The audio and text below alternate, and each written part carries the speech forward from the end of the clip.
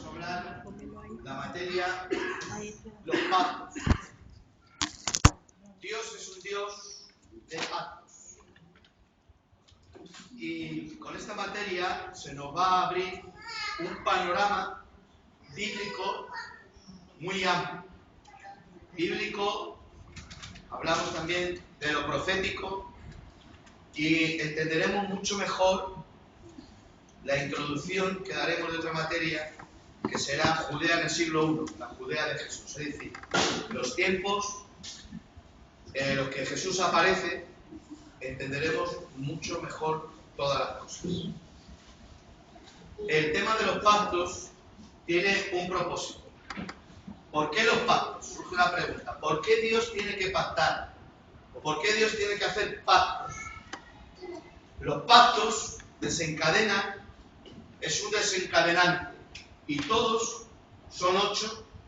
Los 8 pactos están todos conectados hasta desembocar en el más importante de todos, que llamamos nuevo pacto.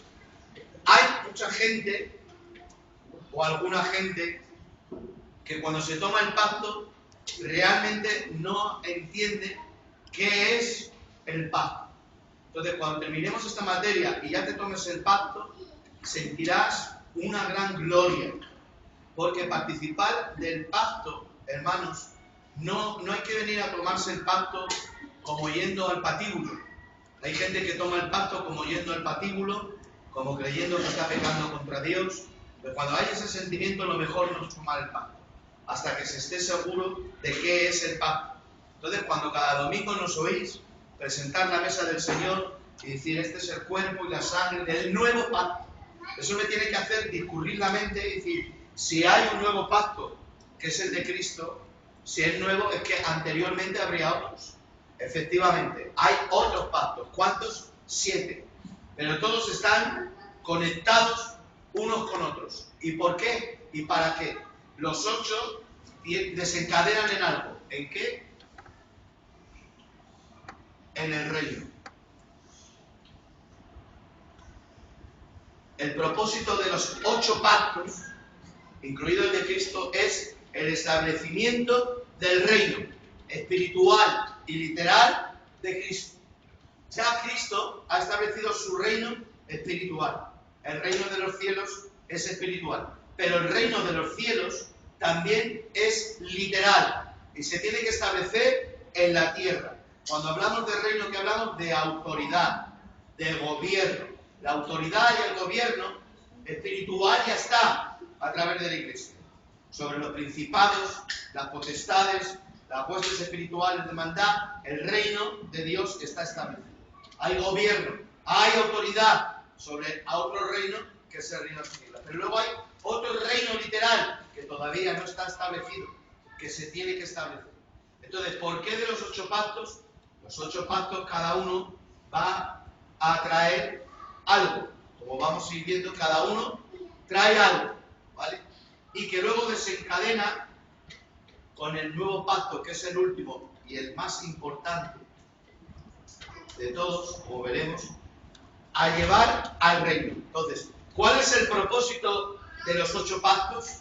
Cada uno contiene algo, pero cuando los 8 pactos ya se han establecido, cada uno llevando algo, que ahora vamos a ver ese algo que lleva el de Edén, el de Adán, el de Noé, el de Abraham, el de la tierra, el de Moisés, el de David y el nuevo pacto de Cristo, cada uno aportan algo. El más importante es el último nuevo pacto, pero todo desencadena. ¿Cuál propósito es? Los 8 pactos tienen el propósito de establecer el reino en la tierra. ¿De acuerdo? Entonces, hay pactos condicionales y incondicionales. Repito, hay pactos condicionales y hay pactos incondicionales. ¿Cuáles son los pactos condicionales? El pacto condicional quiere decir con condición. ¿Qué quiere decir? Que Dios va a hacer algo si tú haces algo, ¿vale? Pero luego hay otros que son incondicionales. que Dios ese pacto lo va a llevar a cabo. ¿De acuerdo? Ahora, que tú lo tomes o no lo tomes, no va a invalidar el pacto que Dios haga contigo. ¿Me explico? Ahora, hay dos que no. Hay dos que tú tienes que hacer algo, o el hombre tiene que hacer algo, para que Dios haga algo. ¿De acuerdo? Entonces, uno es el edénico, el primero. Este es condicional. Con condición. Y el otro es el mosaico. Con condición.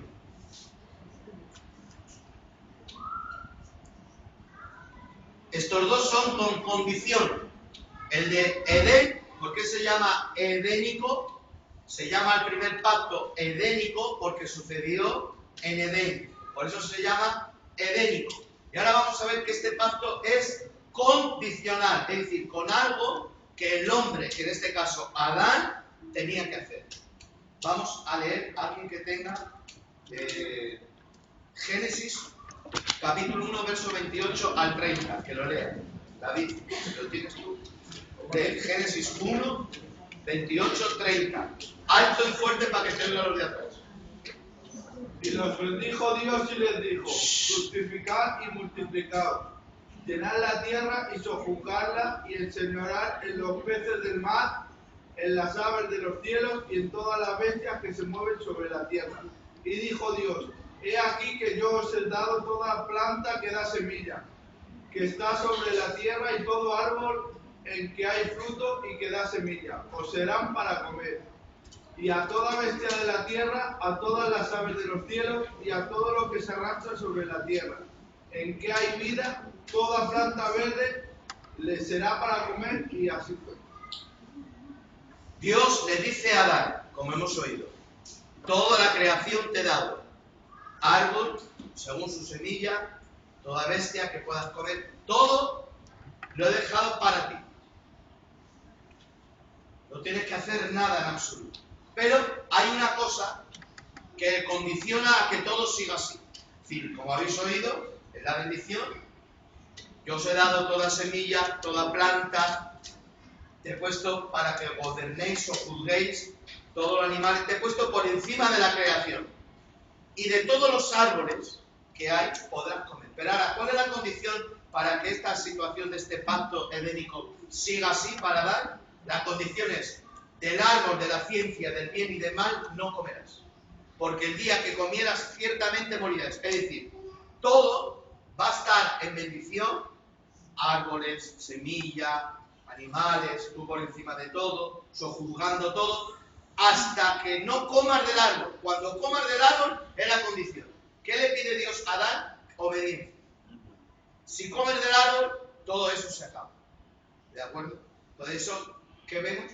Cuando comieron del árbol, ya se cambió todo. Ese pacto, ¿quién lo rompió? Dios no, lo rompió Adán. Entonces, ¿qué le dice Dios? Ahora ganarás el pan con el sudor de tu frente, tendrás que trabajar, labrar la tierra, etcétera, etcétera. Ya la semilla, los árboles siguen estando ahí, pero ahora tú lo tienes que trabajar. Ahora no es como antes que no lo trabajas, ahora lo tienes que trabajar. Este es el pacto edénico, con condición. ¿Vamos bien? Hasta aquí. Ahora, el siguiente, ya vamos por el segundo, es el pacto adámico. Alguien me lea Génesis 3, 14, 19. Génesis 3, del 14 al 19. Miguel, léelo.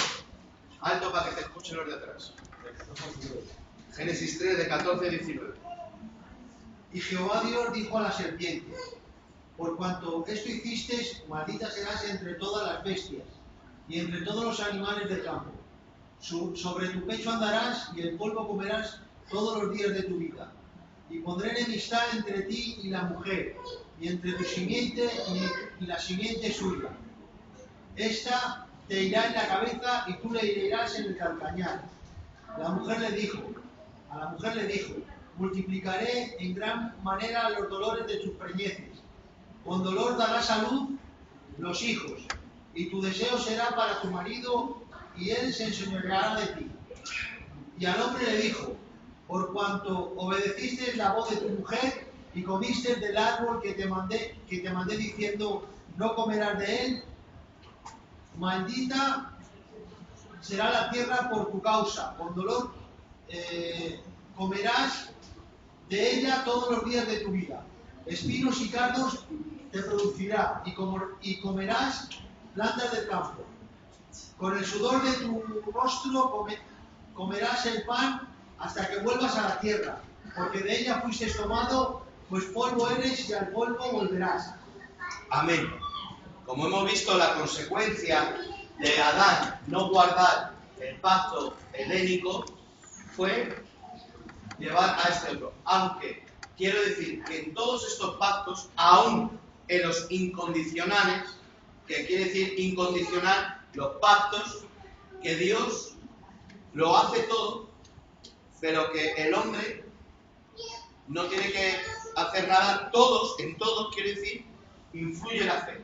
Si no hay fe, no invalida el pacto el que tú lo quieras tomar o no. ¿Me explico? O sea, Dios hace los pactos, los incondicionales. Dios hace un pacto por su parte, como que yo hago algo. Entonces, yo te voy a dar, quitando el de Edén y el de Moisés, que ahora veremos, el de Edén y el de Moisés es, yo te doy 1.000.000 de euros si tú haces algo, David. David tiene que hacer algo. Si David lo hace, yo le doy 1.000.000 de euros. Yo le estoy dando 1.000.000 de euros, una paga, hasta que él haga lo que yo le pido. Pero cuando él ya no lo hace, yo retiro el 1.000.000 de euros. Ese es el pacto de Edén y el de Moisés. ¿De acuerdo? Ahora, en los otros, es que yo a David le doy 1.000.000 de euros. Pero como él no tiene fe, no lo coge. Ahora, que él no lo coja, no invalida la acción mía de darle el 1.000.000 de euros. ¿Me explico? Ahora, ¿qué le pasa a David? Que como no tiene fe para accionar, recibir el 1.000.000 de euros que yo le doy, no se beneficia del 1.000.000 de euros que yo le doy. ¿Me explico? En el de Edén, repito, y el de Moisés, no. Yo te doy 1.000.000 de euros si tú haces algo. ¿El qué? Que creas en mí. Y que hagas algo, me obedezcas. En el momento que me desobedezcas, retiro el 1.000.000 de euros. Eso pasó en Edén con Adán y con Moisés luego con el pueblo de Israel. ¿Vale? Pero en todos los demás pactos es que yo te doy el 1.000.000 de euros. Pero si tú no crees, yo el 1.000.000 de euros te lo sigo dando. Están ahí, a tu nombre, la cuenta. Pero como tú no tienes fe para recibirlo, no te beneficia. Pero eso no invalida que yo te dé el 1.000.000 de euros. Es decir, que la fe lo que hace es apropiarme de lo que Dios me da. Si no hay fe, no me beneficio. Pero eso no invalida lo que Dios ha hecho. ¿Me explico? Bueno, seguimos. En todos se necesita la fe, porque la fe hace activo el beneficio de los pactos que Dios hace. Si no hay fe, es como yo os digo otra vez, el 1.000.000 de euros no te aprovecha, yo te lo regalo. No tienes fe, no invalidas que yo te lo dé. Lo tienes ahí a tu nombre, pero como no tienes fe, no vas a ello, no lo coges. Pero no me invalidas a mí el darte mi 1.000.000 de euros. Ahora, en todos, como digo, tiene que actuar la fe. En el pacto adámico, realmente son consecuencias, como hemos oído, lo que ha leído Miguel, Génesis 3, consecuencias de no haber obedecido al edénico. ¿Cuál es? Al hombre, trabajarás, sudor de tu frente, a la mujer, multiplicaré el dolor de tus preñeces, con dolor parirán los hijos. Yo llegué a una conclusión, y yo hablo muy tranquilo porque tenemos una plataforma de mucha seguridad que es la palabra de Dios. Ya lo dije en una reunión de matrimonio, si os acordáis. La consecuencia de desobedecer es trabajar al hombre, labrar la tierra, todos esos beneficios de Dios se acaban. La de la mujer, que está igual que al hombre en la creación, salió de la costilla, no salió de un hueso de la cabeza para que esté por encima, ni el hueso del pie para que esté el hombre pisándola, sino que la creó a la par. Dice, varón y hembra las creó. Pero una de las consecuencias de pecar la mujer es que ya no. Ahora, el hombre está, la mujer, sometida al hombre.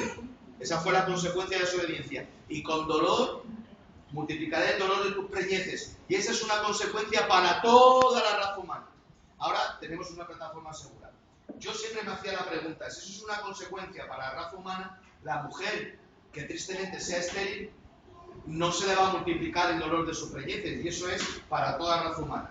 Pero cuando yo fui al lenguaje original de la Biblia de hebreo, es yo multiplicaré las tensiones en tu sistema de dar a hijos. ¿Qué quiere decir?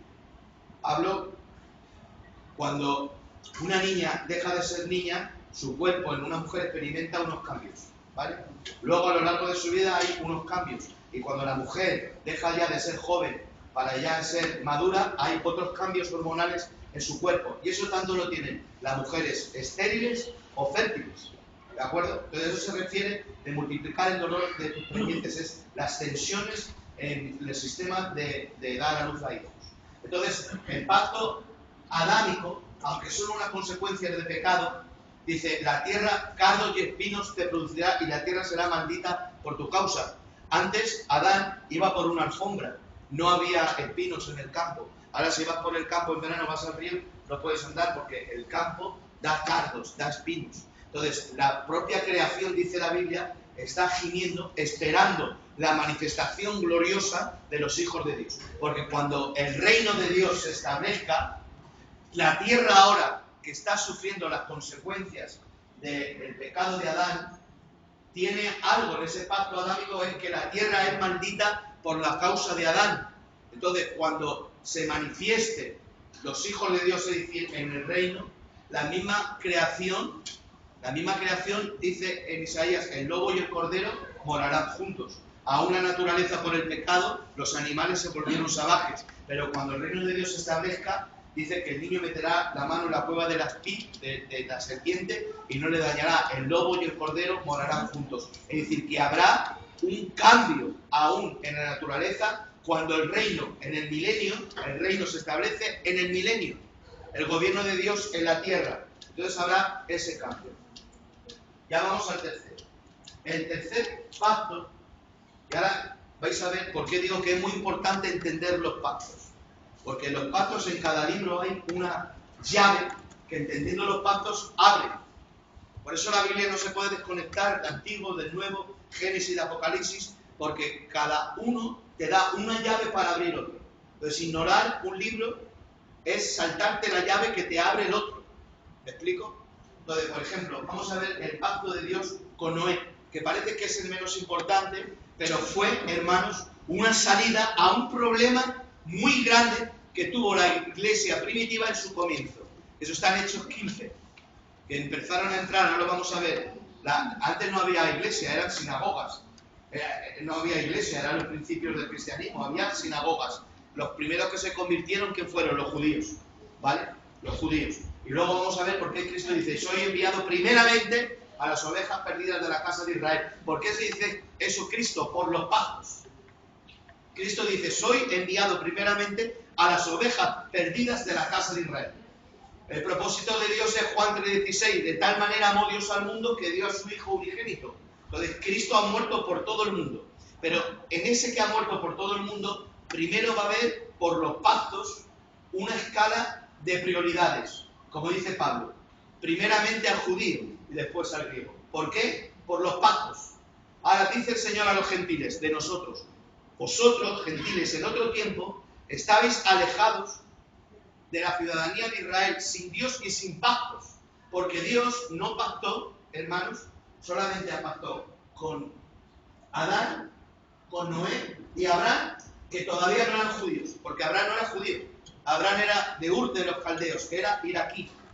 Entonces, con lo que pactó Dios después de Abraham fue con Israel, pero con los gentiles, que es un gentil uno que no es del pueblo de Israel.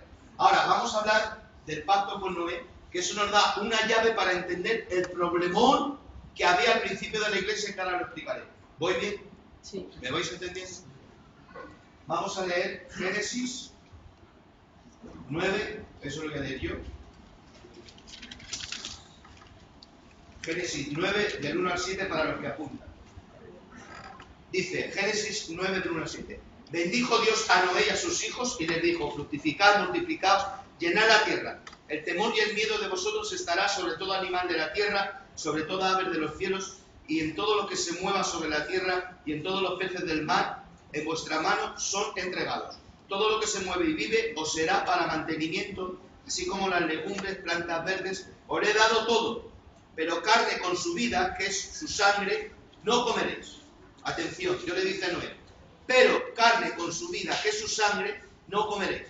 Porque ciertamente demandaré la sangre de vuestras vidas, de mano de todo animal la demandaré, y de la mano del hombre, de la mano del varón su hermano demandaré la vida del hombre. El que derramare sangre de hombre, por el hombre su sangre será derramada, porque a imagen de Dios es hecho el hombre. Mas vosotros fructificad y multiplicaos, procread abundantemente en la tierra y multiplicaos en ella. Y habló Dios a Noé y a sus hijos con él. He aquí, yo establezco mi pacto con vosotros y con vuestros descendientes de vosotros, y con todo ser viviente que está en vosotros, aves, animales, y toda la bestia de la tierra que está con vosotros, desde todos los que salieron del arca hasta todo animal de la tierra, estableceré mi pacto con vosotros, y no exterminaré ya más toda carne con aguas del diluvio, ni habrá más diluvio para destruir la tierra. Y dijo Dios, esta es la señal del pacto que yo establezco entre mí y vosotros, y todo ser viviente que está en vosotros, por los siglos perpetuos. Mi arco he puesto en las nubes, el cual será por señal del pacto entre mí y la tierra. Amén. Ahora, Dios hace un pacto con Noé. ¿Os suena parecido al de Adán, verdad? Le dice Adán, fructificad y multiplicaos. Yo os he dado todo animal, toda planta verde. Ahora, como ha pasado un juicio, Dios, por la generación de Adán, han muerto en el diluvio. Pero como Dios ha elegido un hombre justo, que es Noé, y a sus hijos, Dios establece ahora un pacto con Noé. El pacto que hace con Noé es otra vez fructificad, multiplicaos, yo os he dado los animales, etcétera, etcétera. Pero ahora le dice, no comerás la carne con su sangre, porque la vida de la carne en la sangre está. ¿Qué quiere decir esto? Esto los testigos de Jehová no lo entendían. Entonces, los testigos de Jehová dicen que no se puede dar transfusiones de sangre, porque ellos entienden que la sangre es la vida del ser. Y aquí hay que diferenciar, claro, me voy a esforzar mucho para que me entendáis. Una cosa es la vida del cuerpo anatómico y otra cosa es la vida del ser. Para Dios nosotros somos ser. ¿Qué es el ser? ¿Cómo Dios dijo que se llamaba? A Moisés. Dios dijo, yo soy el que soy. Y ahora Dios, ¿cómo nos ha hecho? Semejantes a Él, ¿no? Semejanza de Él. Entonces, ¿qué nos ha hecho Dios? Si Dios es ser y nos ha hecho a su imagen, ¿qué seremos nosotros? Seres. Somos seres. ¿Por qué? Porque tenemos la imagen de Dios, que Él es ser. Dios no tiene nombre. Dios es el que es. Ser. ¿Vale? ¿Y ser qué es? Un verbo. Yo soy, tú eres, Él es, nosotros somos, vosotros sois, ellos son. Ser. Por eso era el verbo, en el principio era el verbo era con Dios y el verbo era Dios. Por eso Jesús también es yo soy, es uno con el Padre. Entonces, el ser del hombre que es cuerpo, alma y espíritu. Ese es el ser. Entonces, al dar sangre, o al derramarse sangre, no estoy derramando mi ser, porque el ser, como Dios nos ha creado, son tres. Igual que Dios es uno, pero es tres, Dios nos ha creado como seres, porque Él es un ser, nos ha creado seres, y Él es uno y es tres. Es Padre, es Hijo, es Espíritu Santo. Y nosotros somos uno, soy Miguel, pero soy cuerpo, alma y espíritu. Entonces, si yo doy sangre, no estoy dando una parte de mi ser, ¿vale? No estoy dando una parte de mi ser. Estoy dando una parte del líquido vital de una parte de mi ser, que es el cuerpo. ¿De acuerdo? Entonces, la Biblia dice, la vida de la carne en la sangre está, lo dice bien claro. La vida de la carne, es decir, el líquido vital para que el cuerpo anatómico es un estuche que sujeta al alma y al espíritu, que forman también parte. Por eso también Cristo nos tiene que resucitar en cuerpo, porque es parte del ser, no solo en alma y en espíritu. El alma tiene que ir a Dios que lo dio, pero el cuerpo forma parte también del ser. Entonces, en la sangre está, por así decirlo, la vida del cuerpo anatómico. ¿Qué es lo que dice la Biblia? La vida de la carne en la sangre está. Eso no quiere decir que cuando yo doy sangre doy alma, porque el alma no es materia. La sangre es materia, es un líquido, es un fluido. El alma es espíritu, es aliento de vida. ¿De acuerdo? Pero ahora Dios le dice a Noé: no comerás al animal con su sangre. ¿Vale? No comerás el animal, la carne del animal con su sangre. Ahora, en la iglesia primitiva había un problema. Todos eran judíos. Y ellos no comían carne con sangre. Pero al venir el Evangelio y el Espíritu Santo a los gentiles en la casa de Cornelio, los no judíos, el Espíritu Santo viene. Pedro le mandan a que vaya a predicar, viene un lienzo, está orando, mata y come. No, Señor, yo no he comido cosa común inmunda. Y el Señor dice: lo que yo he limpiado, no lo llames tú común inmundo. Vete a la casa de Cornelio. Y para un judío, el propio Pedro dice: vosotros sabéis lo abominable que es para un judío ir a la casa de un gentil. Un judío no comía en la casa de un gentil, ya le pudieran poner un cuchillo al cuello. Entonces él muestra que Dios no hace excepción de personas, así lo dice Pedro. Y cuando va Pedro donde Cornelio, el Espíritu Santo cae. Cuando el Espíritu Santo cae sobre los gentiles, Pedro entiende que Dios ya no hace acepción de personas entre judíos y gentiles. Ahora, los cultos de aquel tiempo eran sinagogas, solamente había judíos. Pero de momento empiezan a venir gentiles. Imaginaos ahora que nosotros somos cristianos del primer tiempo, judíos, pero en Cristo. Y estamos siguiendo la circuncisión, estamos siguiendo los lavamientos, la ley de Moisés, porque ahora llegaremos a ese punto. La ley Dios la dio para Israel, ¿vale? La ley de ceremoniales y demás. Luego hay otros mandamientos, que son los 10 mandamientos, que esos son para todo el mundo. Luego tenemos. Entonces, la iglesia se llena de gentiles. Y ahora, los judaizantes decían: no, no, no, vale, que los gentiles vengan a la iglesia está bien, pero que ellos también cumplan como nosotros, que se circunciden, que guarden el sábado, etcétera, etcétera, etcétera. Pero luego había otros, entre ellos Pablo, que decían: no, porque ni nuestros padres han cumplido la ley, como nosotros, que aún siendo judíos no podemos cumplir la ley, vamos a hacer a estos que son gentiles que cumplan la ley. Entonces dice que hubo en el concilio primero de Jerusalén, Hechos 15, tal enfrentamiento, tal, perdonadme la expresión, tan bronca, que llamaron al propio Pedro. Y estuvieron mucho tiempo, lo recalca la Biblia, fue un concilio, hermano, que no se ponían de acuerdo si los gentiles tenían que guardar la ley o no.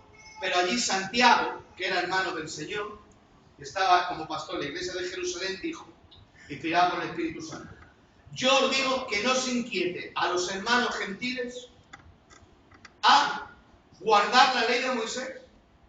Solamente le vamos a pedir, pero también lo decía por los otros que eran judíos cristianos, para que no se sintieran mal. Entonces, bueno, para que no se sientan mal los judíos cristianos que guardan los 613 mandamientos de la Torá, les vamos a pedir a los hermanos gentiles solo 3 cosas. ¿Y de dónde tira él? ¿De algo inventado? No. Él tira de Biblia. Entonces dice: la ley de Moisés a los gentiles no se la podemos aplicar, porque no es para ellos, ni aún nosotros la podemos cumplir. ¿Cómo le vamos a mandar a ellos?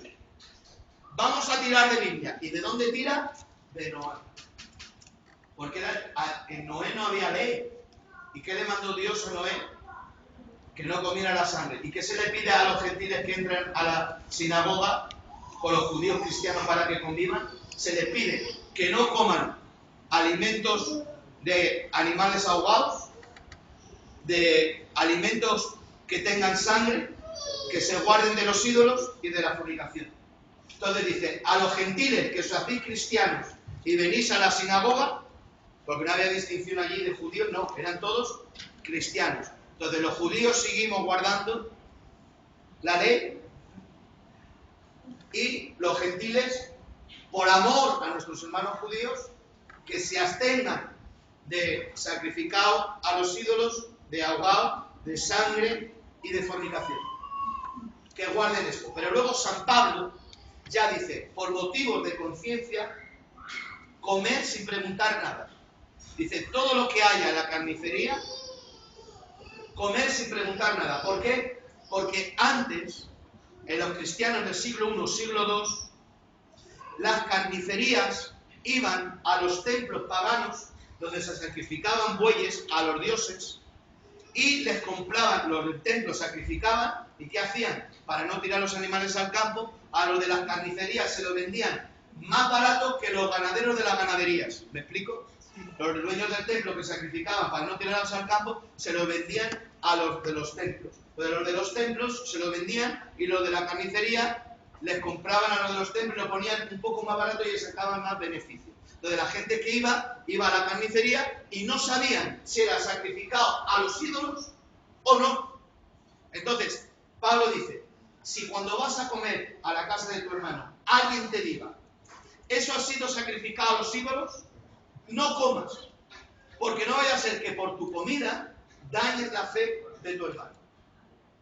Entonces dice, cuando vayas a comer, no preguntéis nada por motivos de conciencia. Es decir, no preguntes, oye, ¿esto lo compra la carnicería, lo venden en el templo, sacrificado o no? Ahora, Pablo dice, comed de todo lo que hay en la carnicería sin preguntar nada. Entonces, esa primera, podríamos decir, administración en la iglesia primitiva era porque no se tenía claro qué lugar ocupaba el gentil y qué lugar ocupaba el judío. ¿Qué tenía que guardar el judío y qué papel tenía que guardar el gentil? Los judíos no comen sangre con carne con sangre, se llama comida kosher, ¿vale? Pero también tienen un problema. El problema es que ellos tampoco pueden comer filetes de pollo empanados, porque también la ley de Moisés dice que no se puede comer la madre con la cría. Entonces, si tú te comes un filete de pollo empanado, como el rebozado se hace con huevo y el filete de pollo es pollo, entonces la madre y la cría no se pueden comer. ¿De acuerdo? Pero todo esto os lo digo porque, vamos a ver si me explico bien. Para que entendáis cómo en el Nuevo Testamento, en Hechos de los Apóstoles, arreglaron un problema de colocar al gentil que tenía que guardar de la ley de Moisés cuando no estaba, hermanos, obligado a judizarse guardando la ley de Moisés. Entonces Santiago no tiró de algo que se inventó, se tiró, no le podemos aplicar a los hermanos gentiles la ley de Moisés, porque no son para ellos los mandamientos ceremoniales, pero sí le podemos aplicar de momento, para que no se sienta la iglesia desestabilizada y haya esta confrontación, les aplicamos el pacto con Noé. Ahora, lo más interesante es, yo establezco este pacto con vosotros, que nunca, este es el pacto con Noé, nunca más destruiré la tierra por agua. Entonces este es el pacto que Dios hizo con Noé, que nunca más la creación sería destruida por agua. Y ahora dice el Señor, esta señal será la que pondré. Mi arco en las nubes. Pero alguien dirá, con mucha sabiduría, alguien dirá, pastor, el arco iris es un fenómeno meteorológico que está explicado. Entonces, ¿el arco iris qué es? El arco iris, cuando hay una nube y hace sol, no cuando el cielo está encapotado, solo una nube de verano y llueve.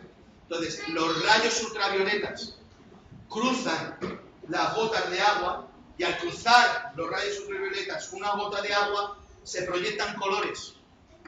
Esa es la explicación del fenómeno del arco iris. ¿Por qué se crea un arco iris? Un arco iris se crea porque al caer gotas de agua y al dar los rayos ultravioletas, se proyectan colores. Esa es la explicación. Pero yo digo, si Dios no quiere que los rayos ultravioletas al cruzar la gota de agua produzcan colores, no se producirán colores. Para que veamos que esta señal está, hermanos, proyectada por Dios, es que Dios quiso en su voluntad que cuando caiga agua y el sol dé a las gotas, se proyecte en el cielo un hermoso arco iris de muchos colores. ¿Amén? Amén. ¿Vamos bien hasta aquí? Bueno, ahora vamos a ver ya los pactos más importantes. Entramos al pacto con Abraham. Vamos a leer Génesis 15, 18. Quiero deciros que los pactos desencadenan lo que se llama dispensaciones. No hay dispensaciones sin pactos. Un pacto abre una dispensación. ¿Qué es una dispensación? Es un tiempo que un pacto, por eso se llama dispensaciones, un pacto dispensa un tiempo de Dios para la humanidad. Por ejemplo, en el pacto edénico y adánico tenemos la dispensación de la inocencia. Inocencia, ¿por qué se llama inocencia? Porque en Edén, en Edén, Adán era inocente, no tenía maldad, se llama inocencia.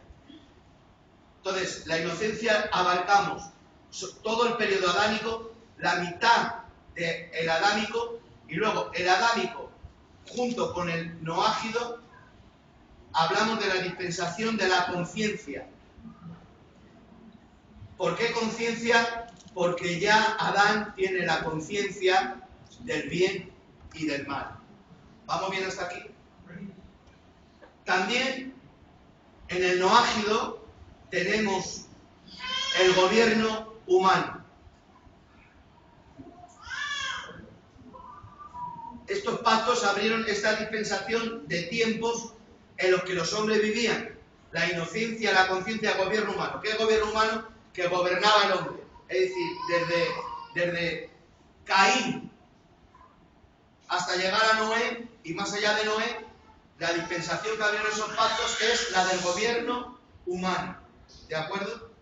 Luego ya después del gobierno humano podemos hablar también el de la tierra y Moisés, la ley. El de David, el del reino, la dispensación del reino. El nuevo pacto, el de Cristo. Y luego también, a partir de aquí, se abren otras dispensaciones, como es la gracia de Jesucristo. Luego también la gran tribulación y el milenio. Es decir, cada uno de estos pactos abre un tiempo que se dispensa por el pacto de un tiempo de Dios para con los hombres. ¿De acuerdo? Ahora, vamos al pacto abrámico. Dicho esto, abrámico la promesa. Abrámico la promesa, sí, perdón. Génesis 15, 18.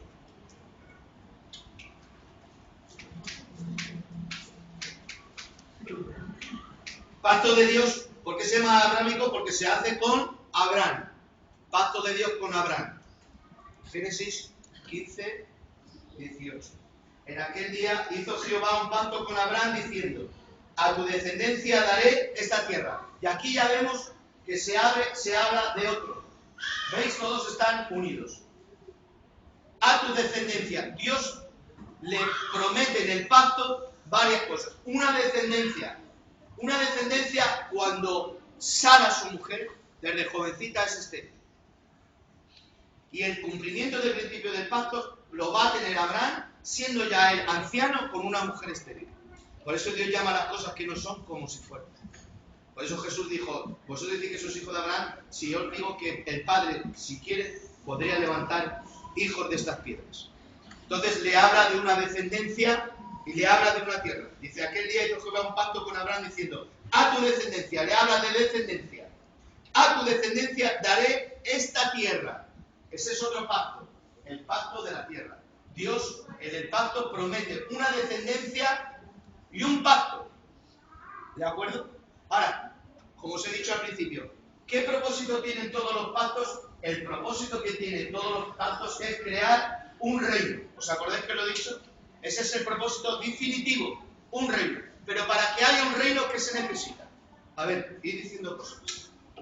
Para que haya un reino, yo quiero que los estudios participen para que no se me duerma nadie.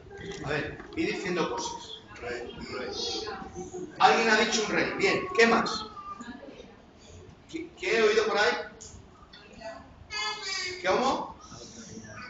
¿Quién ha dicho tierra? Tierra, bien. ¿Alguien ha dicho que hace falta una tierra? ¿Un reino sin tierra? No. ¿Qué más? Palacio, ¿no? Palacio. Palacio, bueno. Súbditos. Gente. Ya tenemos rey, gente y tierra. ¿Vale? Ahora, en el pacto de Abraham, Dios promete ya todo lo que habéis dicho. Descendencia. No puede haber reino sin gente. Entonces todos los pactos desembocan a un reino. Y ahora con Abraham ya Dios empieza a hablar de lo que quiere hacer. Descendencia. Te haré de ti descendencia. A tu descendencia, los que vienen de ti, daré esta tierra. Porque no puede haber reino sin gente. Y no puede haber reino sin nación, sin tierra. Para que haya un reino tiene que haber una nación, una tierra, un pueblo. Con Abraham no hay Israel, no existe Israel. Desde Noé, Abraham, no existe Israel. No aparece la palabra Israel. No hay Israel. No existe. Pero ya, a partir de Abraham, ya Dios dice, descendencia, tierra. ¿Cuál tierra? Canaán. La tierra del cananeo, del Efeo, del Bereceo. Se la daré a tu descendencia. Ese es el pacto. Seguimos leyendo. Daré esta tierra, desde el río de Egipto hasta el río grande, el Éufrates. Voy a decir aquí una buena. Aún en la conquista de Josué, en la Biblia, Israel no ha conquistado toda esta tierra. Y está prometida en el pacto con Dios. ¿Cuándo será efectiva la conquista de toda la tierra prometida por Dios a Abraham? Cuando venga el Mesías, en el reino. Desde Egipto hasta el río Éufrates. ¿Dónde va Egipto? Egipto hasta el río Éufrates. El río Éufrates está en Irak, más allá de Turquía, Irak. Entonces toda esa tierra se ocupará en la segunda venida de Cristo, porque Dios no es hombre para que mienta, ni hijo de hombre para que se arrepienta. ¿De acuerdo? Ahora, ¿por qué tanto está peleando las naciones? Mirad, vinieron los egipcios, vinieron los asirios, vinieron los babilonios, vinieron los medopersas, vinieron los romanos, vinieron los otomanos, vinieron los ingleses, vinieron las cruzadas, vinieron hermanos Napoleón, vino hermanos Hitler, ahora han venido los de Irak, los del Estado Islámico, y todos hermanos quieren destruir Israel. Hace 2 años el presidente de Irán, que se llama Ahmadinejad, están formulando, creando una bomba nuclear para lanzarla contra Israel. Y todos los países árabes islámicos niegan que existe Israel. Borran el nombre de Isaac en el Corán y dice que Dios sacrificó a Ismael, no fue a Isaac. Israel, ellos no lo dicen porque Israel no existe para ellos. ¿A qué se debe todo eso?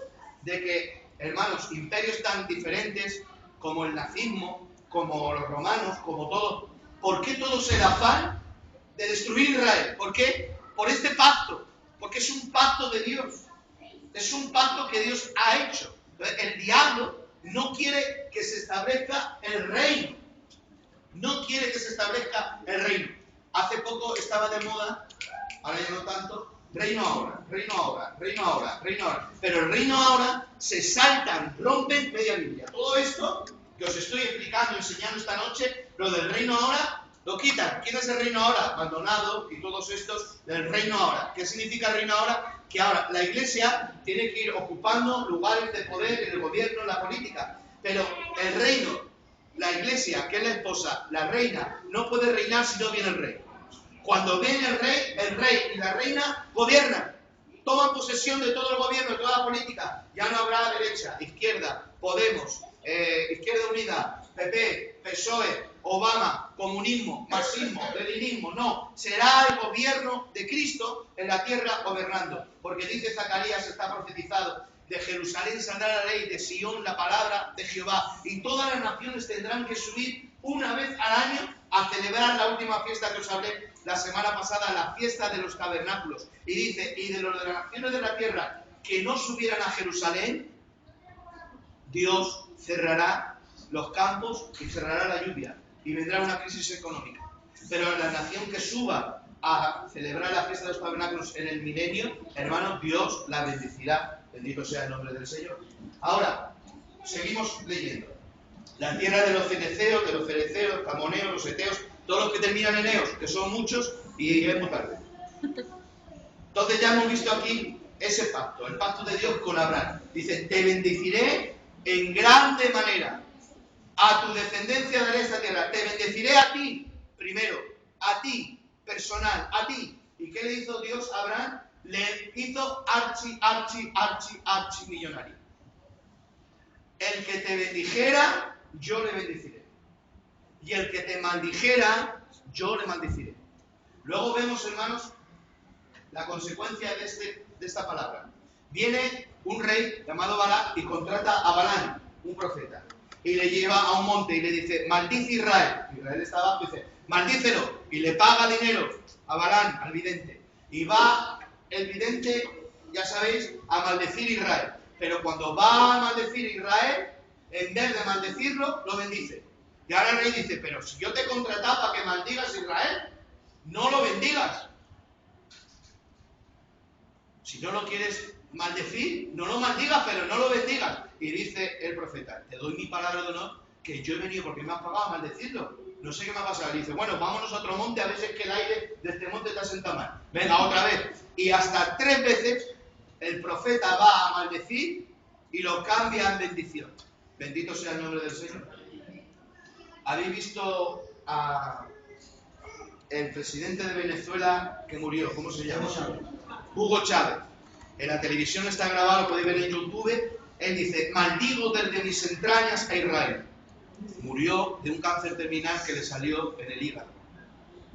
Y todos aquellos hermanos que han tratado de maldecir Israel, es una palabra de Dios, es una palabra que se inventan los judíos. No existía Israel cuando esa palabra Dios se la dio a ellos. Ahora, los judíos no son santitos.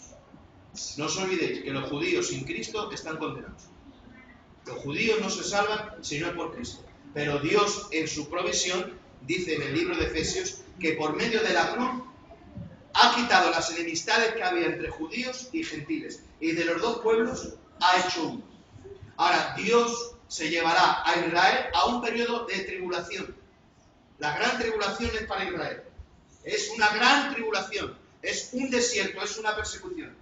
Es la mujer que da a luz un hijo. Y esa mujer, hermanos, se le da las alas del águila y se la lleva al desierto. Y allí el dragón echa agua, pero dice que la tierra en ese tiempo ayuda a la mujer y absorbe el agua. Se levantan 144.000 sellados de todas las tribus menos de Dan, para que vayan a predicar el evangelio. También vienen 2 testigos. Uno tiene poder para cerrar el cielo y otro para mandar toda plaga. Pues en ese tiempo de la gran tribulación habrá persecución contra Israel. Y ahí será cuando Israel se arrepienta de su pecado. Cuando se arrepientan de su pecado, como tú y como yo, la salvación vendrá a Israel. Y luego dice Pablo, y todo Israel será salvo. Ahora, pero ¿qué todo? No el todo que nosotros pensamos de todo, sino el todo de Dios. ¿Cuántos son? Ahora hay 6 millones de judíos. ¿Cuántos pueden ser los 6 millones de judíos? Tal vez. 5 millones y medio, tal vez. 3 millones y medio, tal vez. El todo de Dios. ¿De acuerdo? Pero hay una promesa para ellos y para sus hijos. Te bendeciré a ti. Y Dios lo bendijo grandemente. ¿Por qué? Porque actuó con la fe. ¿Os acordáis del millón de euros? Yo te bendeciré. Le daré esta tierra a tu descendencia. Hago un pacto contigo. ¿No tienes familia? No. Este es el millón de euros. Pero que tengas una descendencia como las estrellas, como la arena del mar, lo hace efectivo tu fe. Si no hace efectivo tu fe, no hay millón de euros. No hay descendencia, no hay tierra. ¿Y qué dice? Que Abraham salió a una tierra que él no sabía dónde iba. Dios dijo, sal de tu tierra y tu parentela a una tierra que yo te mostraré. No le dio Dios un mapa, no le dio una brújula, no preguntó Abraham qué mapa, dónde voy, a qué tierra, no. Sal de tu tierra y de tu parentela. Y esa fe, en los tiempos de Abraham, voy a hacer una pregunta, ¿en los tiempos de Abraham había ley? Hablen sin miedo. No, muy bien. 10, aprobados. No había ley. La ley vino con Moisés. ¿Qué le justificó? Tampoco la ley fue dada para justificar para la salvación. Luego explicaremos el propósito de la ley. ¿Qué es lo que justifica? La fe. Sin fe es imposible agradar a Dios. La fe es lo que hace activo lo que Dios hace. Ahora, no lo invalida, lo hace activo para mí. Entonces, todas esas promesas, ese pacto, por la fe, dice la Biblia, que la fe le justificó a Abraham. Amén. Entonces, ese es el pacto de Dios con Abraham. Ahora vamos al siguiente. Dios le promete una descendencia. Y a esa descendencia Dios le dará una tierra. Vamos a ver esto de bendeciré al que te bendiga. Deuteronomio 37.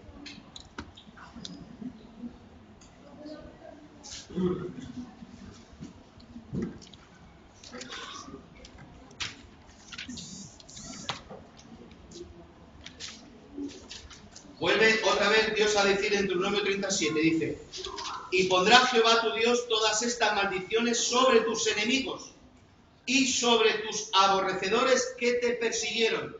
Esto ya es Israel. Dice: y pondrá Jehová tu Dios todas estas maldiciones sobre tus enemigos y sobre tus aborrecedores que te persiguieron. Isaías 14, 12. La promesa de la bendición. Isaías 14, 12 dice así.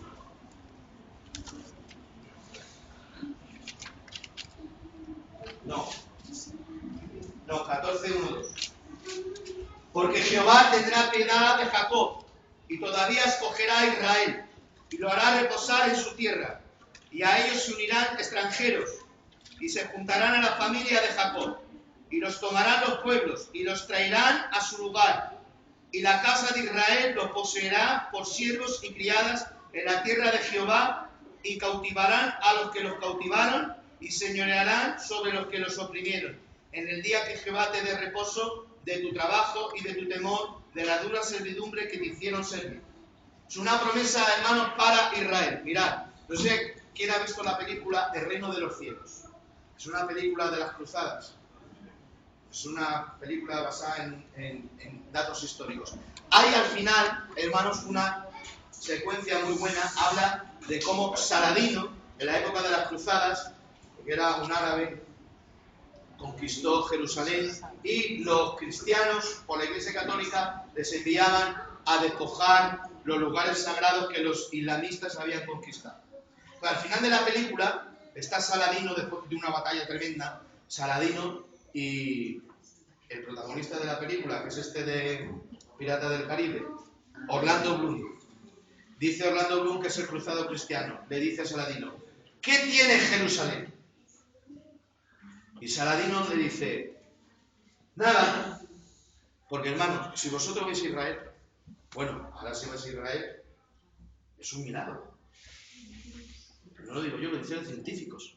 Lo que ha pasado en Israel desde el 48 ahora es un milagro. No ha sucedido en ningún país. Ahora dice, en la película, vuelvo, ¿qué tiene Israel? Nada, porque Israel, hermanos, es árido.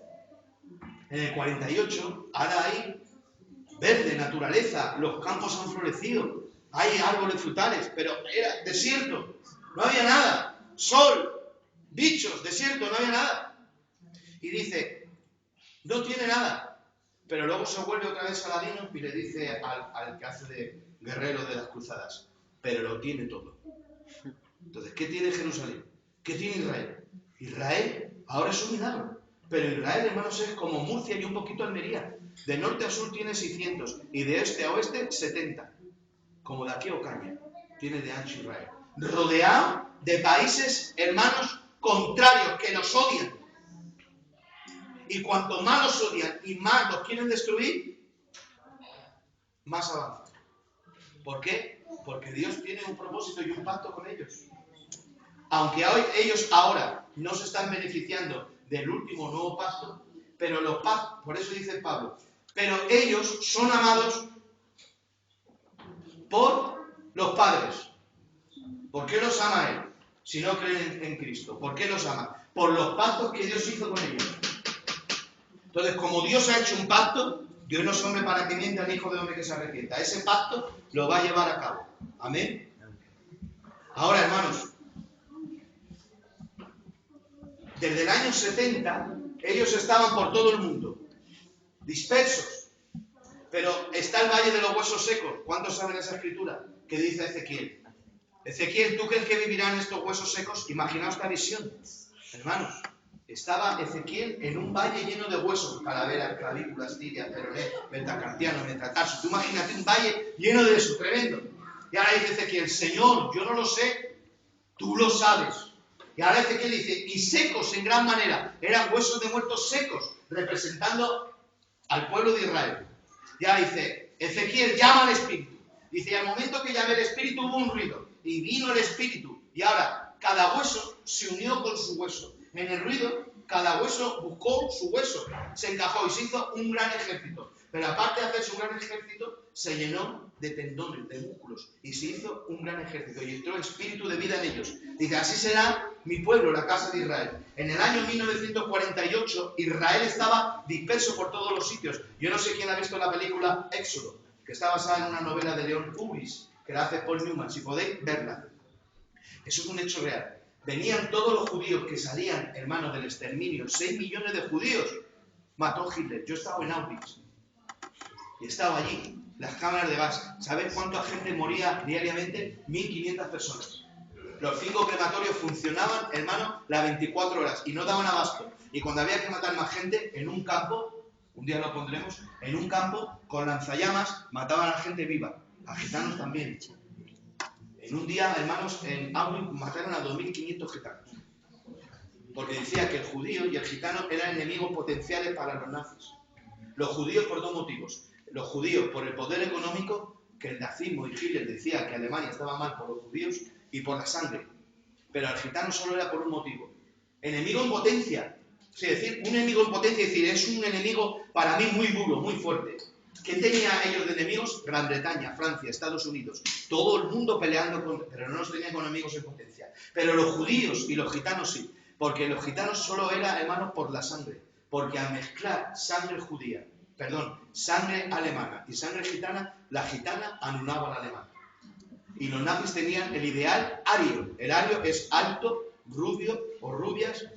Entonces, la genética gitana anulaba los valores arios. Y eso era un enemigo potencial para ellos. Bueno, después que, hermano, en el 45 mueren 6 millones de judíos, ahora Dios cumple la profecía de Ezequiel 38 y lo que le dijo Dios a Abraham, porque Dios no solo para que viene el hijo de hombre que se arrepienta, y hermano, vuelven otra vez los judíos a Israel.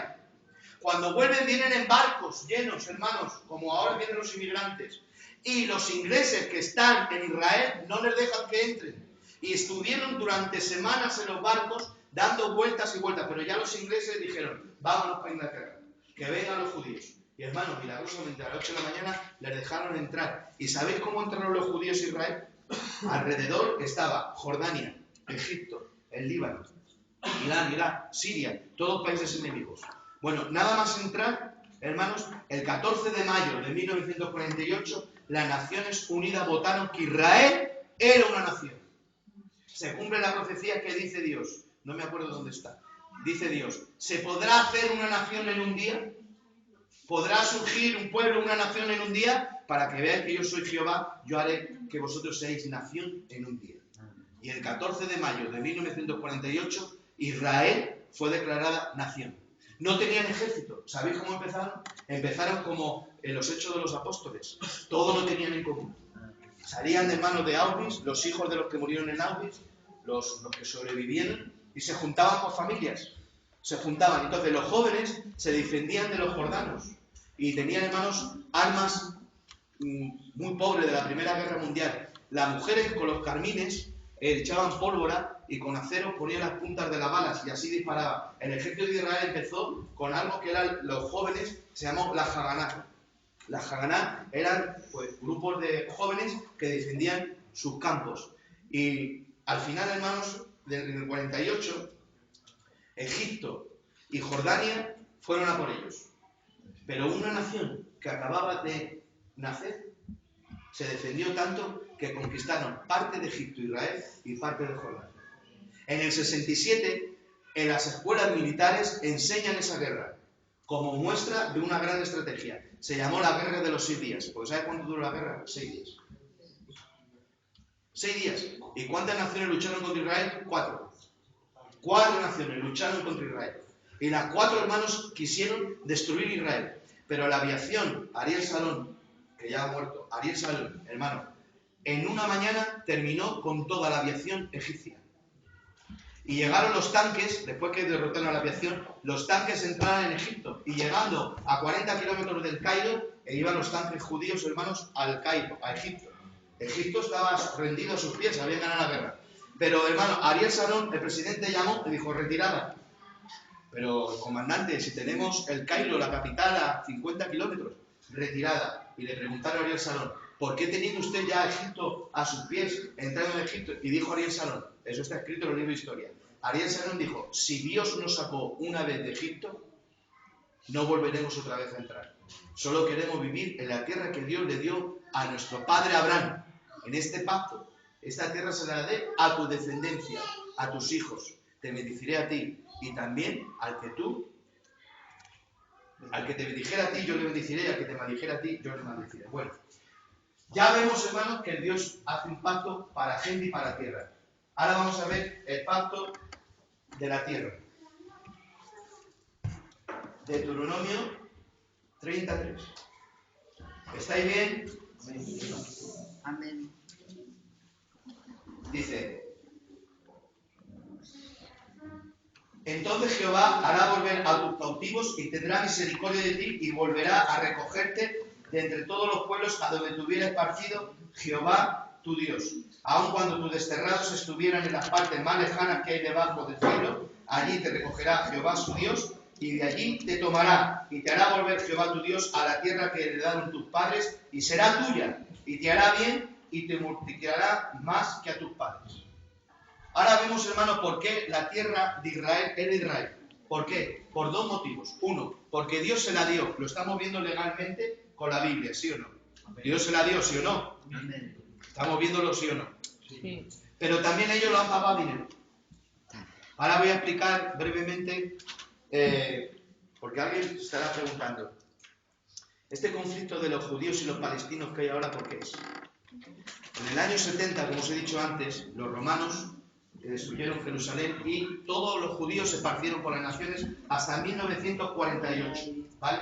En el 48 los palestinos no son descendientes de los filisteos, porque la Biblia nos dice en el libro de Crónicas que se exterminaron entre David y la casa de David con todos los filisteos.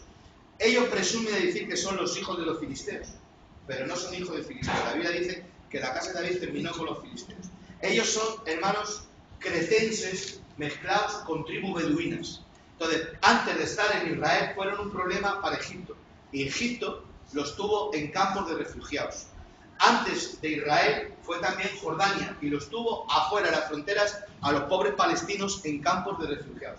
Entonces, en el 48, 45, 48, los ingleses, con el presidente este se llamaba Churchill, estaban conquistando Israel. Entonces, como era un problema, los palestinos, para Egipto y para Jordania, y los ingleses estaban en medio, que es Israel, ¿qué hizo este presidente inglés? Dijeron, traerlos aquí, a Israel. Y los palestinos los trajo este presidente inglés a Israel. ¿Por qué? Porque los dueños que estamos viendo por la Biblia, que es Israel, estaban por todo el mundo. Para que me expliquéis mejor. Es como que tú tienes un piso en propiedad con tu escritura. Y tú, por un problema familiar que te quiere matar, te tienes que ir. Te vas y estás tiempo y tiempo, y ahora tus nietos quieren volver al piso que tiene escritura y término legal para volver a tomar el piso que era de mi abuelo, que tengo escrituras pagadas. ¿Y qué se pasa? Que te encuentras que ese piso que era de tu abuelo está ocupado por ocupas. ¿Qué haces? Pactar con ellos. ¿Y qué hizo Israel? Pactar. Israel nunca ha hecho una guerra contra ellos, sino que los palestinos se han levantado contra ellos. Pero no son los palestinos. Los palestinos son pobres víctimas de otros que sí son malos. Porque yo he vivido en Israel y yo sé cómo allí, como cualquiera que vayáis allí. Allí, hermanos, vosotros veis que los palestinos tiran piedras. Si en cambio están luchando contra el 4º ejército más poderoso del mundo, que es Israel. Entonces tiran piedras.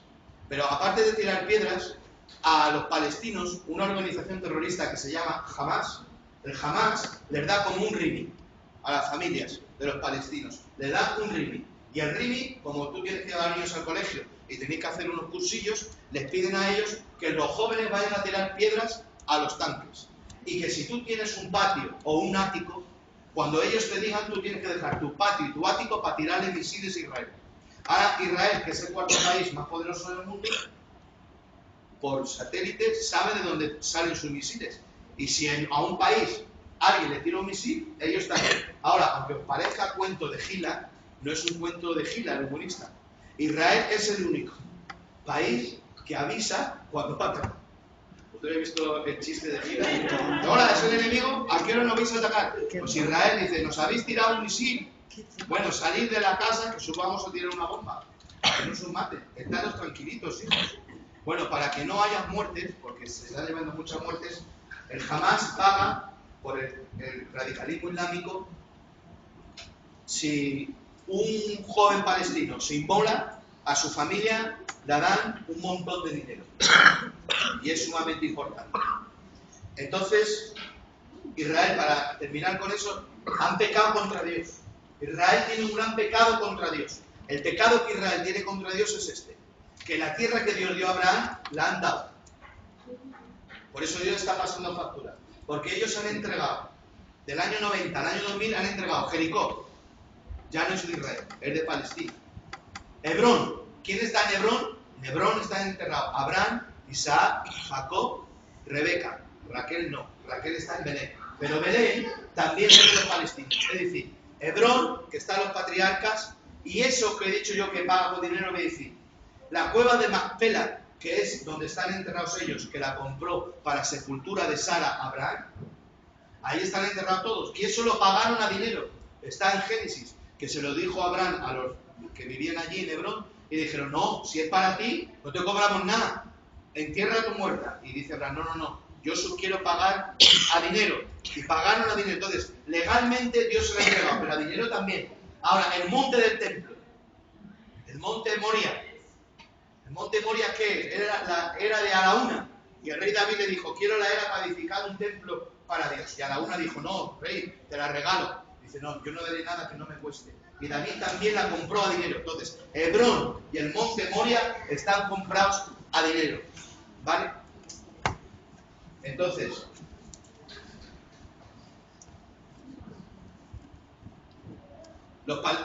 Israel ha entregado todo eso a los palestinos, que era la tierra que Dios había provisto. Ahora, 10 minutos y terminamos, ¿vale? Vamos a dar hasta el pacto con David, el de Moisés. El pacto mosaico es un pacto, hermanos, con condición. ¿Por qué con condición? Vamos a verlo. Es como el de Edén, es que Dios va a hacer algo si tú haces algo. ¿Vale? El pacto de Moisés, de la ley, es que Dios hará si tú haces. ¿Vale?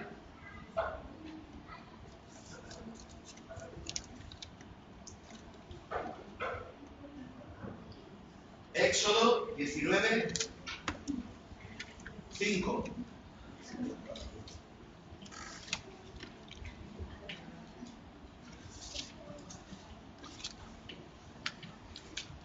Ahora pues, esta es la condición.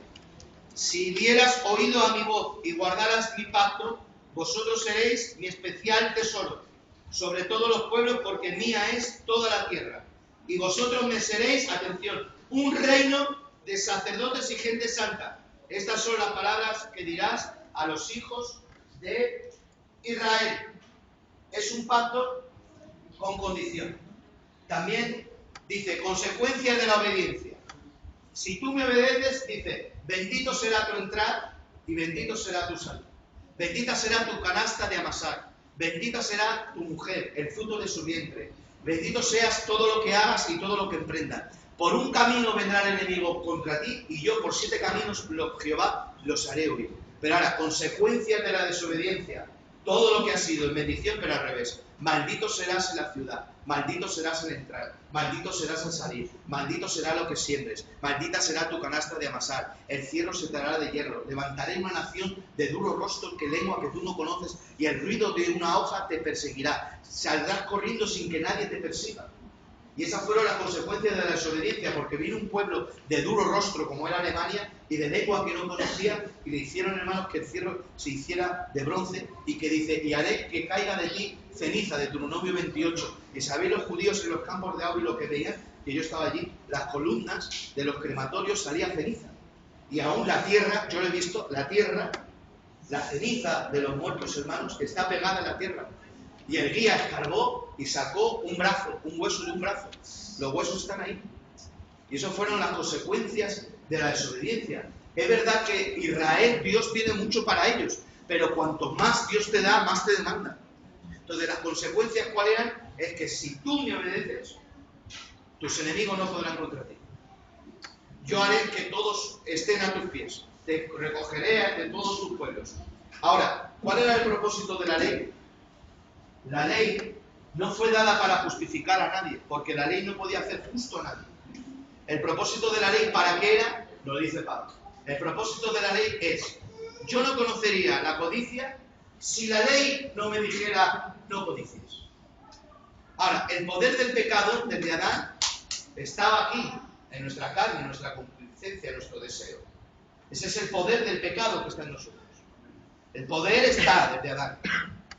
Pero ahora, al venir la ley, ¿qué es la ley? La ley es mala. ¿Qué dice Pablo? ¿Es mala la ley?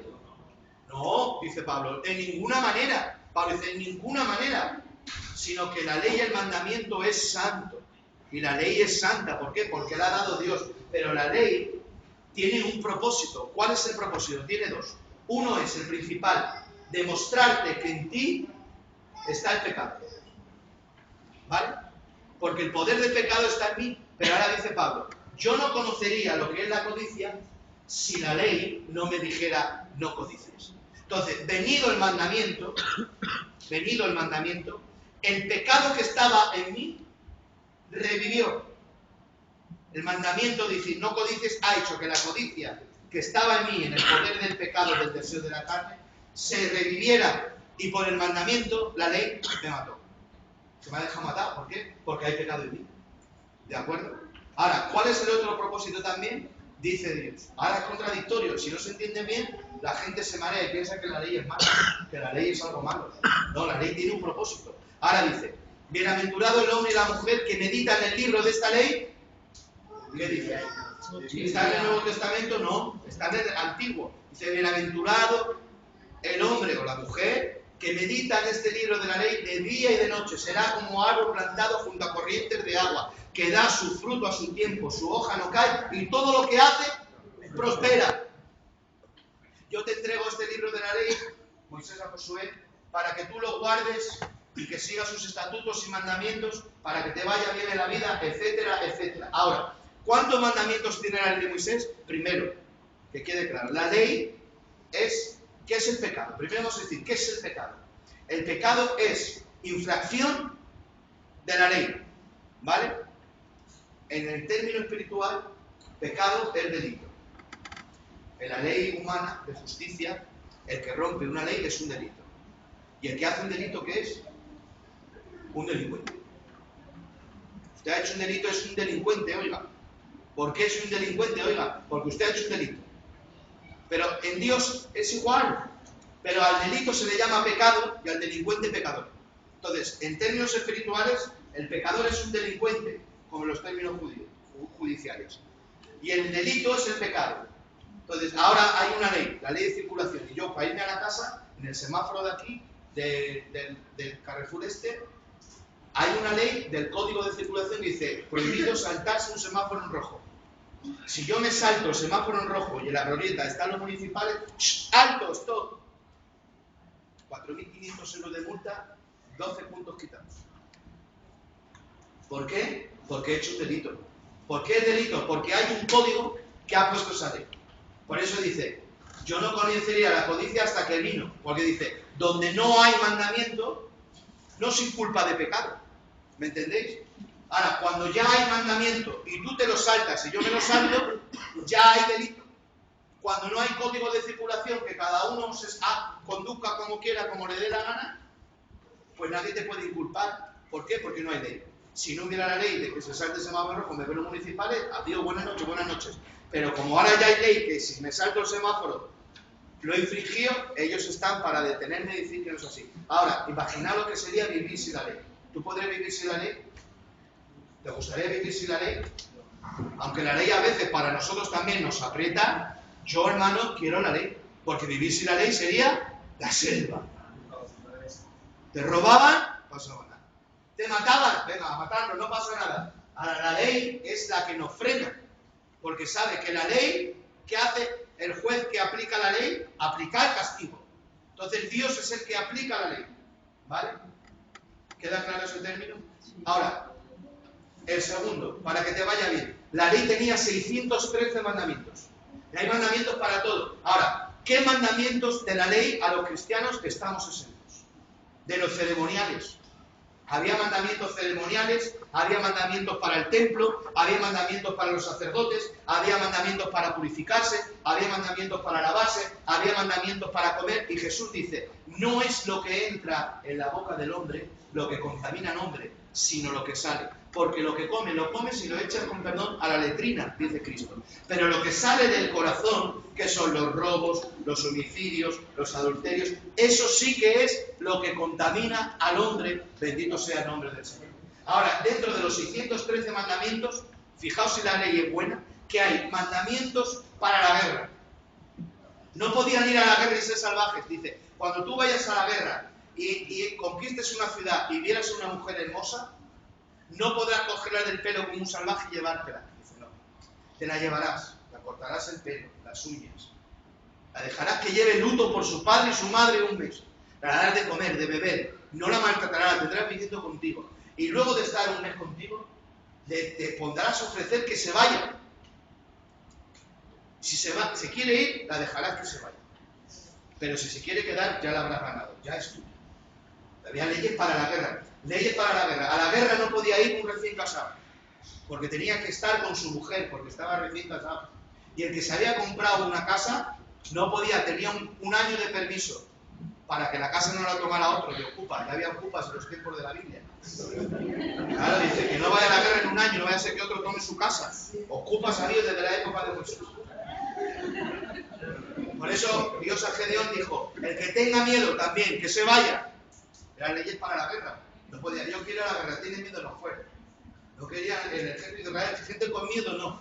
Gente valiente, que fuera. Dice, porque no vaya a ser que los meta miedo a los demás, los transmita el miedo. No, el que tenga miedo, echarlo, que se vaya a su casa. Luego quedaba de prestigiar.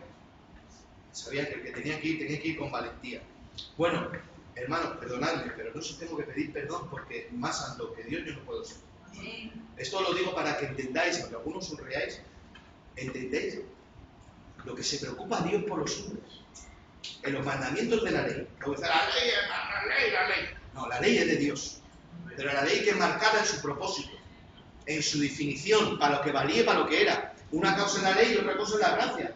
Pero dice Pablo, ¿es la ley mala? No. Explica lo que es la ley. Yo por la ley sé que soy pecador. Si no viene la ley, si la ley no existe, roban. Porque como la ley ya no existe, ya no estamos en la ley. ¿Dónde está el mandamiento de no robar? En la ley, ¿no? ¿Dónde está el mandamiento de no adulterar? En la ley. ¿Dónde está el mandamiento de no adorar imágenes? En la ley. Pero esos mandamientos sí están activos. Pero ¿quién no están activos? Los ceremoniales, los de la comida, los de los lavamientos. No, porque ¿para qué era? Para el tiempo del templo. Como ya no hay templo, ni el propio judaísmo ortodoxo de este tiempo lo puede cumplir. Los de las comidas, Cristo ya ha limpiado, podemos comer chorizo, salchichón, jamón serrano. Si alguien no tiene jamón ibérico, no lo quiere, démelo a mí que yo me lo como. ¿Vale? Ahora, cuidado. Dentro de los mandamientos de la ley, Dios daba mandamientos para que te vaya bien, hemos dicho, todos los días de tu vida. Yo perdí 20 kilos hace 2 años. Yo comía chorizo, salchichón, morcilla, grasas. Era adicto al chorizo, era adicto al fuet, comía grano. Pero fui un endocrino y me dijo, tiene usted que perder 20 kilos, lo voy a perder. ¿De qué me quito? Me dijo, no como usted chorizo, morcilla, grasas, vísceras. No coma nada de eso. Y dije, uy, pero si esta dieta está en la Biblia. Dice endocrina, ¿cómo? Tráigamela usted, se la fotocopié y se la de. Dice, siga usted, o la dieta mía o la de la Biblia. Porque son las mismas. Son las mismas, eran las mismas, las comparé, las mismas. Entonces, ¿por qué Dios les daba a su pueblo una ley de que no comieran? Dios se la dio para el bien del cuerpo. Lo que pasa es que en la época de Cristo lo torcieron. Dios les dio el sábado para que ellos se la gozaran. Pero ¿qué hizo Israel? Lo malinterpretó. Y Cristo se tiraba de la barba al Señor, me lo imagino. Y le decía, pero vamos a ver. Va uno a sanarse el sábado y el Señor le sana el sábado. Y llama a uno allí muy formado y dice al enfermo que le había sanado, oye, no venir a sanaros el sábado, venid los días laborales. Los días laborales venís a ser sanos, el sábado no, porque el sábado hay que guardarlo.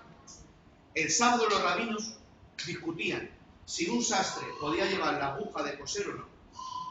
Discutían si un huevo de gallina se podía comer puesto el sábado o no, o era pecado. Entonces Cristo le dice, no se ha creado el hombre para el sábado, sino que Dios creó el sábado para beneficio del hombre. Entonces la ley lo malinterpretaron ellos. Entonces Jesús dice, yo no vengo a quitar la ley, sino yo vengo a darle cumplimiento. Es decir, a colocar cada cosa en su sitio. Y ahora Jesús dice, oísteis que fue dicho. Si él está en contra de la ley, tenía que haber dicho, leísteis que fue escrito y yo os digo. No, Jesús dice, oísteis que fue dicho. Jesús está en contra de los maestros que en el tiempo suyo enseñaban mal la ley. Entonces Jesús, ¿qué hace? Enseña bien la ley. Jesús es un comentario hecho carne del Padre y de Moisés y de los profetas, entre medio del pueblo. ¿De acuerdo? Ahora eso que os he dicho, que aunque suene a risa lo voy a decir, para que pienses, para que veas tú cómo Dios cuida. Os he dicho que da mandamientos, hermanos, para lavarse, mandamientos para la guerra, mandamientos para sembrar semilla, mandamientos para los préstamos. Le dice, cuando tu hermano pida de ti préstamo, no le cobres usura, no le cobres interés porque es tu hermano. No puedes hacer un préstamo a tu hermano cobrándole usura. Ahora, dice también, le dice Dios a Israel cuando van por el desierto.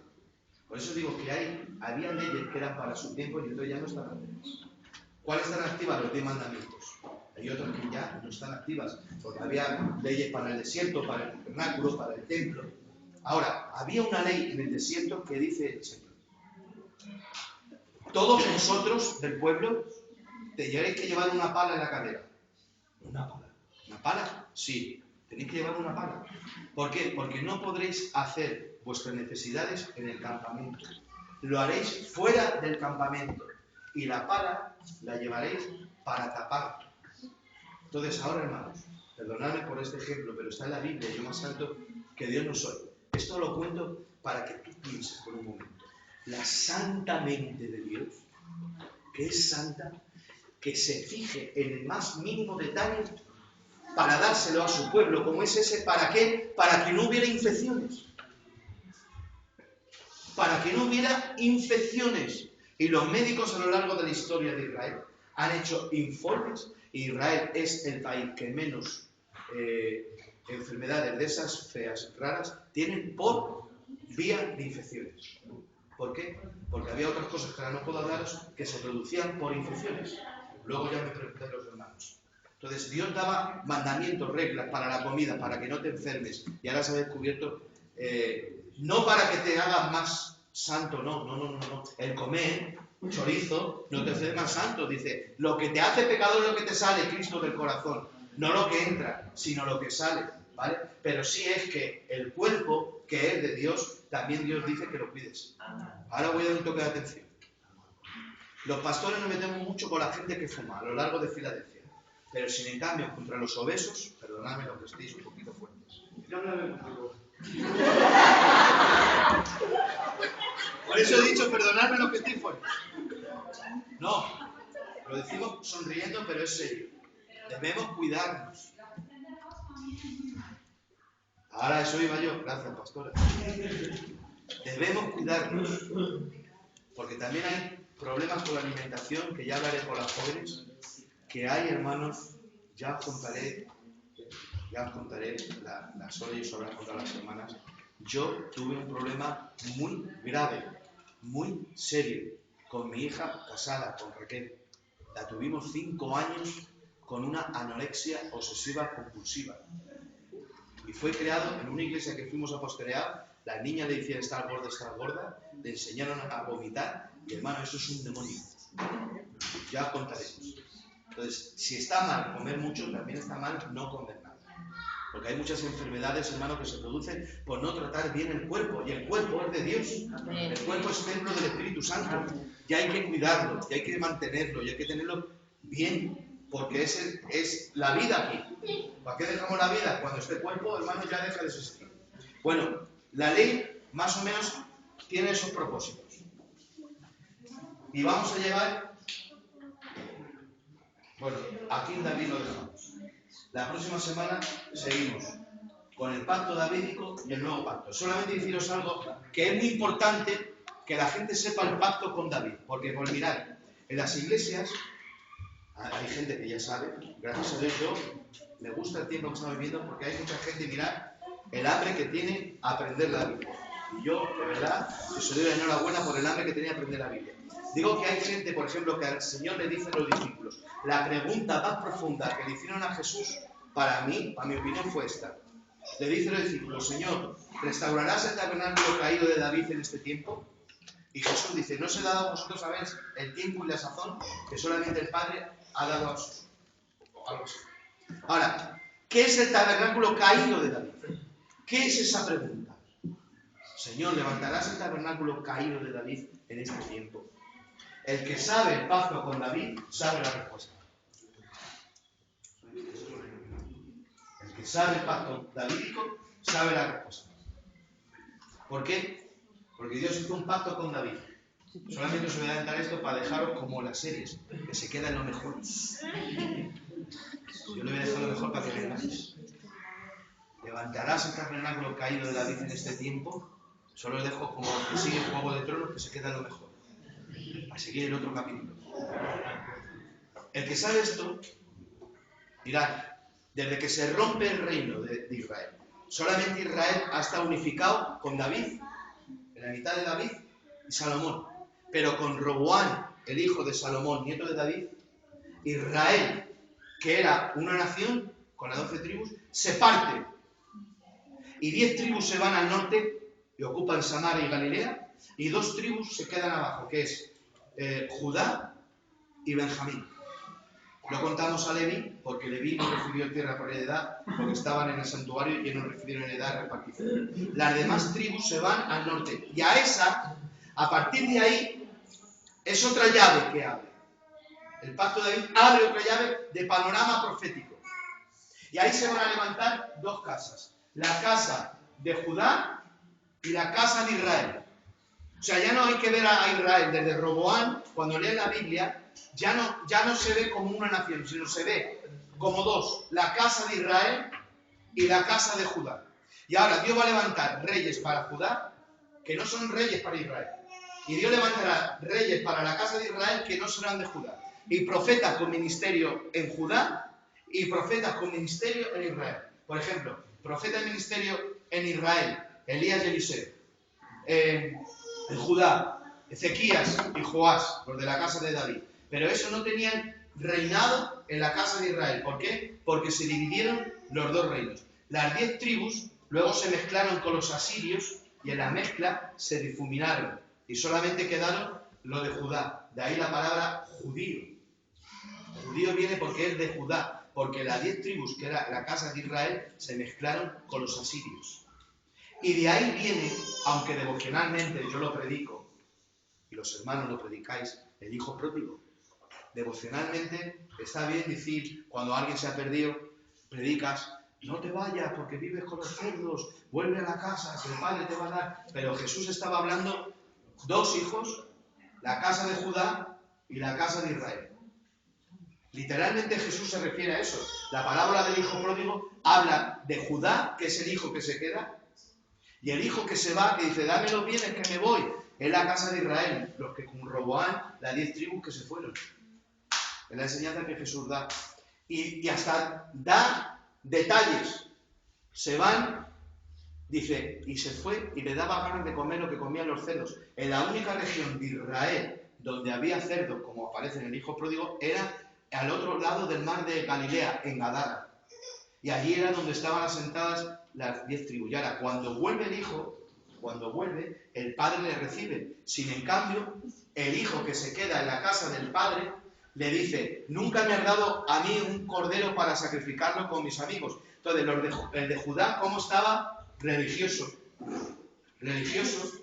Estaban religiosos y estaban en una situación, hermanos, de un legalismo grande. Pero bueno, eso ya lo hablaremos la próxima semana. ¿Alguna pregunta? ¿Alguna aportación? ¿Algo que alguien no ha entendido? Tenemos 5 minutos. Sobre lo que dices tú del día del sábado de descansar, yo leí que científicamente cada 6 días tienes que descansar un día completo, porque si no el cuerpo se estresa. De hecho, uno de los problemas que hoy en día es el estrés, la ansiedad y todo eso, es porque el cuerpo, al no descansar, se genera mucha tensión en él y por eso se crea todo eso. Por eso el Señor, pensando en eso, dijo que se descansara ese día para aliviar el cuerpo de las preocupaciones.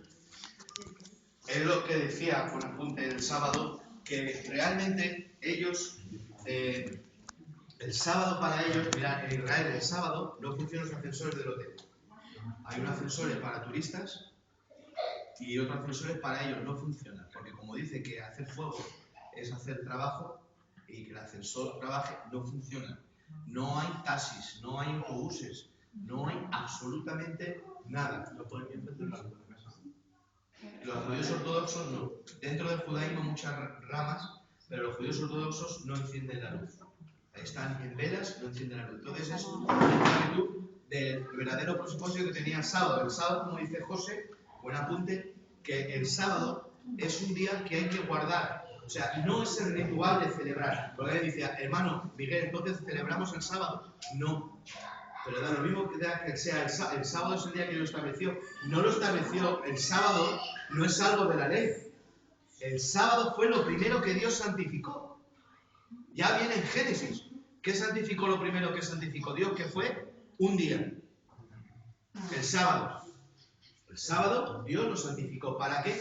Para que fuera un reposo para el hombre, pero no un reposo físico, sino también un reposo mental. La palabra sábado o sábado más bien significa cese de actividad. Cese de actividad. ¿Por qué? Porque Dios descansó el 7º día. No que descansó, no es que Dios se cansara. Alguien entiende el sábado como el día de descanso. No, es el cese de actividad. ¿Por qué? Porque Dios cesó de crear y vio. Entonces, ¿para qué ha creado Dios el sábado? Para que nosotros cesemos de tener actividad y veamos el bien que Dios nos ha rodeado. Ese es el sábado, ¿vale? Lo que pasa es que ellos lo emplearon al revés realmente de lo que fue creado. ¿Alguna pregunta más? ¿Y el domingo, pastor, por qué? El domingo ya fue en el siglo II que la iglesia cristiana en Roma, como no querían seguir, había problemas si había judíos en Roma y si había algo judío, entonces cambiaron el día, aunque era el día del Señor por la resurrección. La iglesia en Roma puso también que como el Señor resucitó un día después del día de reposo, pues se celebra el domingo como el día de la resurrección. Pero yo soy de los que piensan que no es el sábado ni el domingo, sino que un día que descanses, pero no solo descansar, porque hay veces que estás acostado, pero tu mente no cesa de tener actividad, de conectar, sigue teniendo actividad. Entonces, desconectar y contemplar lo bueno que Dios ha creado para ti, tu familia, tus hijos, que vayas al campo, que es una terraza, que estés con tus padres, que estés con tus hijos, que estés con tu mujer, que disfrutes del bien que te ha hecho. Ese es el día de actividad y tenemos que tener un día a la semana, porque eso nos crea beneficio. Cuando estaba hablando de la ley, pastor, de la parte de los 10 mandamientos y tal, lo que iba el Señor, lo que iba en contra, no era a través en contra de la Misná. En la época de Cristo no había Misná ni había Talmud. Voy a explicar lo que era Misná. La Misná era lo que los maestros, lo he dicho antes. Jesús no está en contra de la ley, sino que está en contra de la interpretación de los maestros de la ley. Entonces, para que me entendáis, la Misná y el Talmud no estaban escritos, ahora están escritos y el judaísmo tiene esos libros importantes. Sí, el Talmud tiene la Gemara y la Misná. La Misná explica, la Gemara explica la Misná. Y el Talmud compone la Gemara y la Misná. Entonces, para que entiendan las hermanas y los hermanos, es un nombre raro, es que en la época de Jesús los maestros oralmente interpretaban según ellos pensaban. Entonces ahí se introdujo el sábado, se introdujo todas estas cosas que Jesús está en contra de ellos. Pero cuando ya se destruye en el año 70 el templo, ya los rabinos deciden escribir lo que en la época de Cristo eran interpretaciones orales de los maestros que la gente en las escuelas se las sabía, la deciden escribir. ¿Y cómo se llama ese libro? Que incorpora la Mishnah y la Gemara. ¿Qué es Mishnah y Gemara? Lo que los maestros en la época de Cristo interpretaban, lo escriben y el libro se llama el Talmud. Pues el Talmud tiene todas esas cosas que son las interpretaciones que los fariseos y saduceos en la época de Cristo tenían. Cuando lleguemos a Judea en la época de Jesús, es decir, cómo era Israel en la época de Jesús, os explicaré que cuando vemos o hablamos o predicamos de fariseos, imaginamos a los fariseos como la película Jesús de Nazaret, que vienen todos. No. Los fariseos en la época de Cristo había 7 escuelas. 7. Y unas eran cercanas a la enseñanza de Jesús, por eso estaba Nicodemo, José de Arimatea, porque eran enseñanzas de José y de Nicodemo cercanas al maestro. Pero había otros opuestos, como Anás y Caifás, que eran saduceos y eran de otras escuelas más radicales. Entonces, las 7 escuelas, en la época de Cristo, se peleaban. Entonces, los fariseos eran un grupo, pero en ese grupo había 7 escuelas, ¿vale? 7 escuelas de pensamiento. Y dentro de los saduceos también había escuelas diferentes de pensamiento. ¿Alguna pregunta más? La última. Bueno, para la próxima semana os daré con fotocopias todo esto, ¿vale? Para que lo tengáis claro. Entonces ya sabéis, el pacto edénico que era con una condición: no comerás del árbol de la ciencia del bien y del mal y tú vas a ser súper bendecido. El adámico trae unas consecuencias, desencadena la inocencia, la conciencia, el gobierno humano, la promesa. El pacto de Dios con Abraham: te daré una ascendencia y una tierra para que se cree un reinado, y en esa tierra esté un pueblo que es Israel. Porque un reino tiene que tener gente, como habéis dicho, tiene que tener tierra y tiene que tener un código. Como hemos dicho, imaginaos una nación sin ley en la selva. Entonces, ¿qué ya Dios tiene? Ya estamos viendo lo que tiene Dios. Ya tiene descendencia, tierra y gente. Y una ley que hemos dado. La ley de Moisés. Ya vemos que hay gente, que hay tierra, que hay pueblo que es Israel y que tienen una ley. Ahí están. Pero hace falta ya meter a un rey. Porque como Dios quiere tener un reino, que es en el milenio, tiene que venir un rey. ¿Y desde dónde lo va a elegir? Desde la casa de David. Y Cristo viene de la casa de David para que el reino sea para siempre. ¿De acuerdo? Y ahí lo dejamos. Y explicaremos, levantarás el tabernáculo caído de David en este tiempo. Explicaremos eso. Y así a los hermanos, también las hermanas, os doy motivo para que vayáis estudiando. ¿De acuerdo? Bueno, nada más. Vamos a dar gracias al Señor. Nuestro hermano Juan, da gracias a Dios. Señor y Padre Celestial, le damos gracias, Señor, por estos momentos expresando tu palabra, Padre Santo, entendiendo lo que son las escrituras de tu Dios, Señor. Suplico, Padre Santo, nos abra la mente, Señor, para poder entender